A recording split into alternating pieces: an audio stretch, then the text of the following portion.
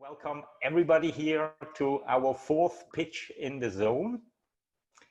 It's an event where one presenter gets an opportunity to speak for 3 minutes. Give a 3-minute pitch, and then that pitch gets evaluated by Nathan, who is one of the world's top pitch coaches.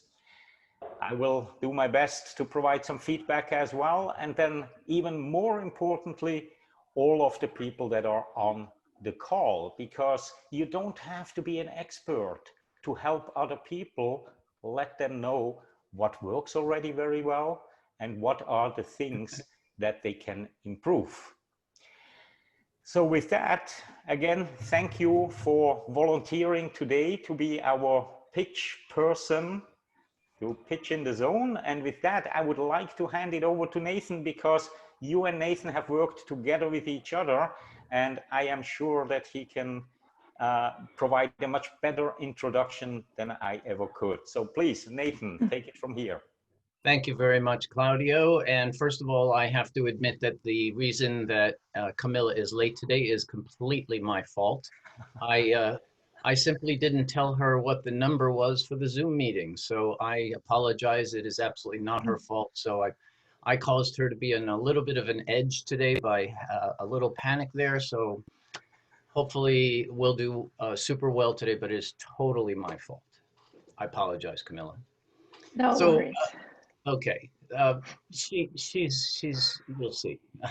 So let me just tell you, Camilla Jackson Olson is the CEO of Savitude and was born in Alaska. Camilla is an inventor and holds 2 US patents with 3 more in process. She's a serial entrepreneur and has been a venture capitalist. She went to the dark side and she's back. She founded 2 big data predictive modeling companies. One had its IPO and the other was acquired for just a sheer $95 million after a single year, after 1 year of founding it. Camilla returned to graduate school. Could I ask somebody who's got children in the background to mute, please? Camilla returned to graduate school to learn design, and her first fashion collection was selected to be shown at Lincoln Center as part of Mercedes-Benz Fashion Week. Very, very exciting. Her designs were seen on the red carpet at the Academy Awards, Met Gala, and the White House. In 2011, she received the Distinguished Alumna Award from the University of Maryland, and honorable mention as Best Second Act Reinvention on the website secondact.com. And she had the honor of delivering a TEDx talk in January of 2016. So with that, I hope I haven't pumped you up too much there, Camilla.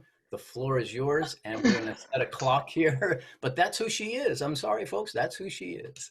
And all kidding aside, though, we have worked together a couple of times in the past, and Camilla has also been featured on my podcast, and I know at least a couple of you here have even heard that. So it'll be very interesting to hear some of the feedback from some of you who have heard her podcast and now get to see her today. With that, the floor is yours. We'll set a timer. Massimo, are you timing today? Yes, absolutely. I was just kind of forgetting about that, but let me. Yeah, hey, don't fall down on 5 seconds. You got one little job here, Massimo. Come on. Yes, I'm. Yeah, I'm ready. Okay. So Camilla, the floor is yours, and we will all now pay attention to what you're saying. Thank you, Nathan. I appreciate that introduction of that fictitious person. I'm a mom and a wife.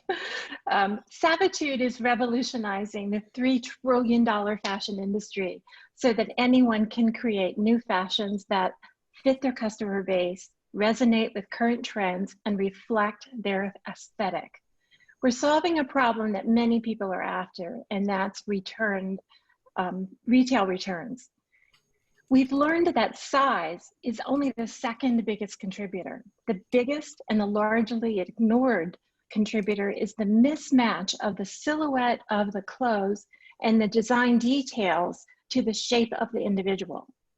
So the problem to be fixed is that the designer collections and the store assortments are built off the hourglass body shape, leaving 80% of women underserved. Now, our three founders are all serial entrepreneurs. Two of us have MFAs in fashion design with exits, or MFAs in fashion design, and we ran an e-commerce label for 5 years. Savitude's magic is that our fashion designer team sat side by side with our CTO, and he then incorporated design into the AI itself. And everything about our taxonomy, the knowledge base, and the nuances of our image recognition technology pack are unique to the point of view and give us substantial competitive advantage. We started with our core technology in an e-commerce recommendation SaaS solution and a proven 11% lift. But we were underfunded in a massively crowded marketplace. And when we realized that we had the potential for a solution that was much, much larger than e-commerce, we took a high-risk pivot to develop a solution at the problem's point of origin, which meant that we would go from the point of sale to the beginning of the fashion design process to ideation. So we went back into development to create the tools for designers and merchandisers. No, keep going. For designers and merchandisers to get to the collection and assortment right. So we're a net positive for the industry's triple bottom line. We got a high margin, reducing inventory and reducing the time to market, and fitting the entire customer base so that real people look good in their clothes. We're up against paper and pencil sketching and drawing with Adobe Illustrator, all time and consuming processes. We do the impossible, repetitive jobs that designers least like to do.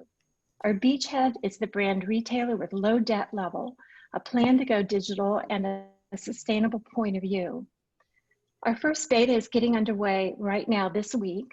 We're raising $1.5 million to introduce AI design intelligence and grow sales to 200,000 MRR over the next 24 months. I'm ready for questions. Thank you. Oh. Okay. Right on the button there. So I'd like to suggest that since I have worked with Camilla in the past, and I would like to hear from everybody on the line here first. It's not that I couldn't say something, obviously, but let Camilla hear from all of you, because I could call her afterwards and have a nice discussion too. So let's get the benefit of your coaching first, if you don't mind. Is that okay, Camilla? Of course it's sure. Okay. Claudio, of course it's okay. You want to start? Yes, I will start. And Thank it you. was a real pleasure listening to you, Camilla, because your experience really, really came through. I mean, you have the confidence, and rightly so. The flow was logical. I liked how you actually started with what and then went into the problem, instead of what most people are doing is, spending so much time on the problem and then are getting into the what it is that solves the problem. So that was a really nice, refreshing change from what I see often as well. Now, what can you improve? I thought your energy at the very beginning was not as strong as it was after about 1 minute and 30 seconds. This is really when you started to pronounce the words with some more energy in your voice. You changed the pace, you changed the vocal variety. So it was almost like you were warming up during the pitch, and then that little sound that we heard, the alarm bell, got you into a dip again, but you recovered very, very quickly and ended very, very strong with a good call to action. So really enjoyable, and thank you again for coming here today to do this pitch. Thank you. Thanks. I appreciate that. So Camilla, Marka? when you started off, I liked your ideas about the retailers and whatnot. You brought the returns and whatnot. My wife had actually run a retail store for several years and had been in retail for about 35. She also graduated with the fashion design thing. So you're resonating with me. The challenge is you mentioned retailers and returns early on, and you went and you started talking about designers and design teams, and I wasn't really sure who you're pitching to. Were you pitching to a retailer, or you're pitching to a design team at a retailer? Are you pitching to a specific brand to allow them to build out? Is this going to a Kate Moss to help them develop a clothing line? I wasn't sure exactly who you were doing, so maybe if you can clarify that. But I understand I was confused when you were bringing up the retail return part and then how the clothes look and feel afterwards. That could partly be my fault, Michael, because I forgot to ask Camilla to tell us who the audience was for this pitch. But let's have the answer though. Pitching to investors. Okay, investors, but do they know what your market is? Generally speaking, oh, I'm quiet. Sorry. Yeah. No. I take your point to clarify that point. Mm-hmm. Yeah.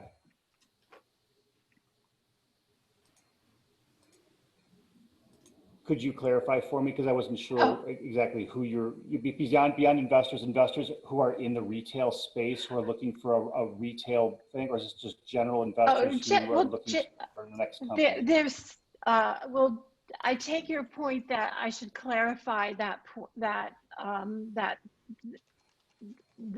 point. My approach was that there's so much money in this space that the investors I speak to know the space and know the relationship. But for this audience, to clarify, designers, many of the retailers that I would speak to have their own designers inside, or so I use the term collection and assortment interchangeably. So our product can be used both at in the retailer and at the brand. So both would use it. Both places would use it. So it's actually a really complicated answer. So I would need to go back and think about how I would answer that, readdress that for you. But so to really answer your question, we developed a problem. We had developed a product here at e-commerce, and then we developed a product here, which is retail, and then we developed a product here at the brand at the very beginning in ideation, two completely different markets, and that's why you're confused. So we left the first product on the shelf. We said, okay, goodbye, now we're over here. So when we pivoted, we completely pivoted to a different market. Gotcha. So I'm not sure how to make that clearer than to say we made a real big pivot in a different market. Well, again, I understand the pivot part. To me, that's an internal thing. Like I used to eat chocolate, but I don't like chocolate anymore. So I'm going to vanilla. If you're at a restaurant, I'm be looking at the menu, I'd be telling the waitress that I'd like to order a vanilla ice cream but you wouldn't have to go into where we pivoted from. I don't like chocolate anymore. They don't really care. Yes. They're asking you right now. I'm looking from now forward. So whatever you did in the past is kind of irrelevant unless it comes to the point where it's like, we helped this experience to build us up to the point now that I love vanilla, and this is where we're at because of the experiences we had with chocolate, really develop our taste buds to really show that vanilla is the better choice. That's why I want to order vanilla. That's probably the only reason the waitress would care to know that. That is the case. You didn't say that though. I didn't get that. So driving that kind of message forward where, hey, we used our experiences and then we pivoted this because we saw this great opportunity. And because of that, we're moving forward to expand this product line. The returns piece, again, if you're looking at that, I know that's a huge issue for and for retailers. So managing that returns thing, if you're talking with a retailer who's going to be looking at purchasing your product or solution, would probably zoom in on that. So again, depending on who you're talking to, you may adjust that pitch, but I know that's a really, really big number that most of the retailers have to deal with. Sorry. Thank you for that guidance. That's an important point. Thank you. Well, Scotty. Oh, sorry, poor Marco keeps raising his hand. No, that's okay. We are here. Okay. No, I'll jump in. So Camilla, no, it's great to hear your pitch. You have a lovely voice and great cadence and delivery, so that's all terrific. I identify with this problem completely, and I hesitate to order anything online because nothing ever fits me right. So I would like to have seen also, beyond the other comments, a little bit more about how it would help me out. Like I didn't quite get how the buyer, like the end user, gets to benefit from it. I mean, other than I wouldn't have to return something, but I don't see how it works yet. Yeah, okay. So, I wasn't really quite clear even on the ask, because at the end I thought you said we were doing something and we're raising $1.5 million. I didn't quite hear that.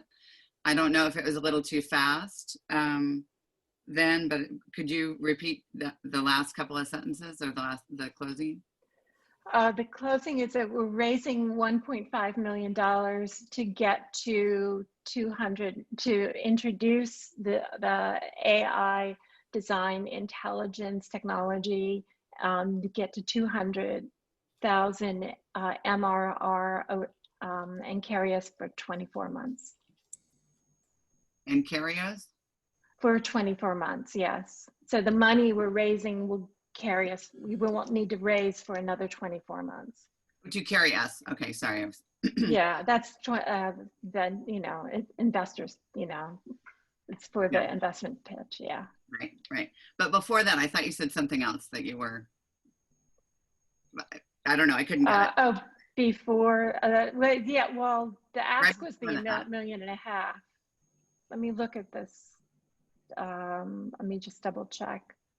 No, what that was. That's okay. I didn't know. I wasn't sure either. So it was a little bit confusing. So yeah. Camilla, how many pivots would you say you've been through since you started Savitude? Oh my God. We started off as a marketplace with an Apple iOS app. And then we went to, let me see, then we went to, we turned that into an AI, we went B2B to an AI, to the B2B product. And then we, sort of a pivot to we moved it to a Shopify product. That's not really a pivot, that was a channel direction. Put it on, that was more marketing. So a Shopify app, and now this one. So three pivots plus the initial. Okay. Part of the reason I was asking is that what a lot of people don't know in the startup world is that according to, I think it's Eric Ries or one of those guys, that most startups, the average number of pivots is 4.7 before you find product market fit. So you still have one more. No. No. Pivot enough of it. Too many pivots. We're here. We're at the right one. We're at the right one. Yeah. So in terms of the pivots, you know, when it comes to pitching to investors, it's a good idea to let them know that you have pivoted here and there, but it shouldn't be the main point of what you're telling them. They don't necessarily need to know the journey of the pivots from 1 to 2 to 3 to 4. You can obviously make some generalizations about the pivots that led you to where you are today so that they understand that you're persistent and that you keep pushing and that you're not willing to stop and that you never give up. Those kind of messages will come through as you relate some of that. In the same breath, though, I'm still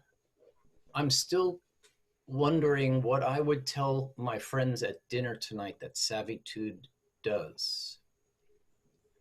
And I don't like feeling like that. So I appreciate the fact that we haven't talked in a few weeks either, so there might have been another sort of pivot in there. But I asked everybody on the line here to write down one line that they thought would describe what you do. If you look in the chat window, there's some interesting things that are coming through. But I really feel like we need a one-liner for you that at the beginning of your pitch hooks your audience so they know what you do, at least the basics of what you do.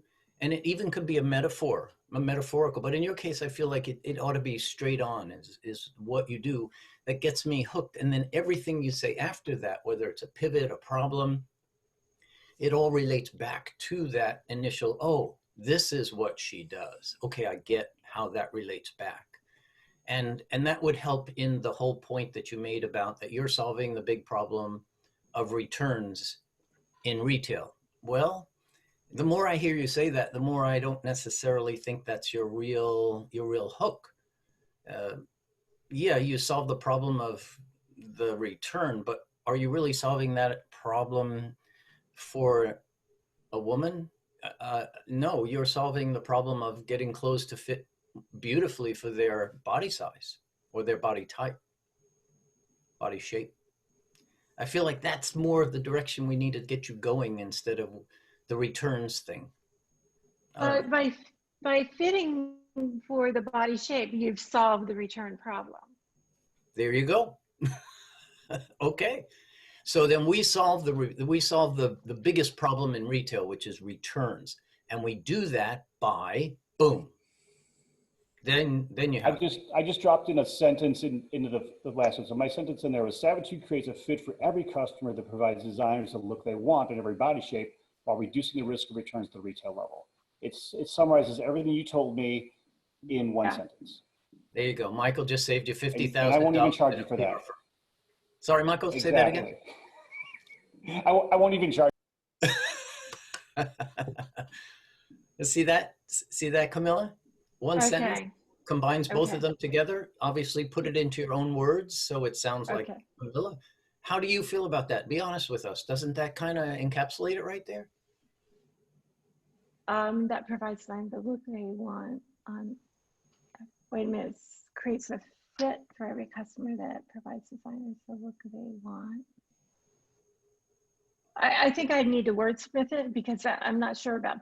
I think it's close. I think it's very close. Yeah, I think it's very close. Yeah, I think I have something like that we have. But I think it's very close to it. Yeah.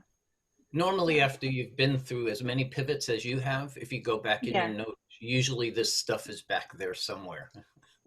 Yeah, it's the same thing. I think what I'm struggling with is by talking about, I think we have, something like our purpose is that we want real people to be able to look good in their clothes no matter where they shop. Is our purpose. There you go. I agree. I'd like to. Me too. Look at Scotty. She's your customer. Yeah. Well, and there you go. Athleta hasn't mastered it. Title IX, at least for some of the women's brands. Yeah. They're close, but they haven't mastered it yet. Yeah. But that's our purpose. That's not our mission. That's what gets us out of bed every day. Why we're doing this. Yeah. Your purpose is what will get people attached to what you're doing. Your mission is a bigger thing that they'll grab onto and gravitate onto as they see you more and more and more and more in the world. So in interest of time, I know we started late, but in interest of time, I do want to turn it back over to Claudio. Camilla, thank you so much for coming to be our guest. Thank you so much. I just want to give Marco a very brief opportunity as well. Please. I know we are running a little late. We started late, so let's just give Marco another 2 minutes because I always value his feedback in these kind of pitches as well. Marco, please. Thank you. Yeah, I also needed to know who the public was because without knowing to who you're talking to, then we don't really know how to evaluate on that. But so to me, the opening could be stronger because you caught my attention after 20, 30 seconds when you said, the biggest problem is not the size. I said, what? To me, it would be the size, the return, right? Yeah. So if it was for the B2C and not B2B or investors, I would say I would open with something like how many times did you return a dress that you order online? Yeah, sure. But, but it's not B2C in this case. And so in a way, your between 20 and 30 seconds is better than the very beginning. The very beginning was kind of, so what? But after 20, 30 seconds, you caught me Yeah, my attention right. saying, the second thing, that was actually what I was thinking was the first. Being the investors, Good point. I understand that they are, let's say, more educated than the general public. But if I heard it well, you use the word taxonomy, which is not really a very common word. I mean, I understand that because being Italian, all these fancy words, they come from Latin, so I understand them, but I don't know how many people can understand taxonomy.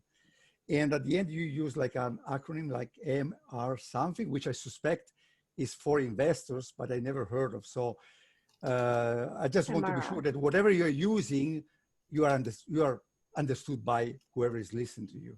That's my feedback. Excellent. Thank you. Thank you very much, Marco, as well. I hope this was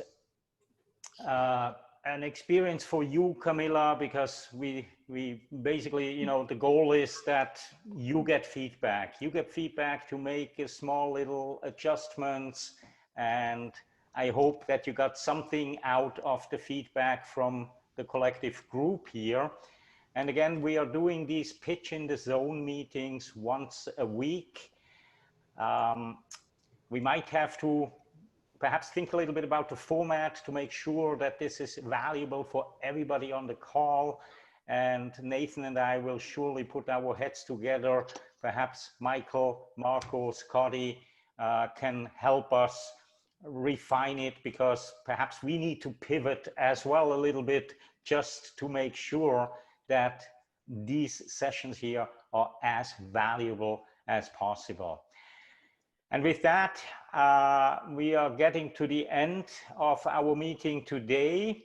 You can already go to the website presenterzone.com/pitchzone and register for next week's meeting. And if you want to, or if you know anybody who would like to pitch at this event and get the feedback, please get them in touch with me or get them in touch with Nathan, and we'll line them up for future meetings. All right. With that, thank you so much. Thank you very much. Thank you for a great pitch. And wherever you are in the world, enjoy your day, afternoon, evening, and see you again next week. Thank you. Bye-bye. Thank you all.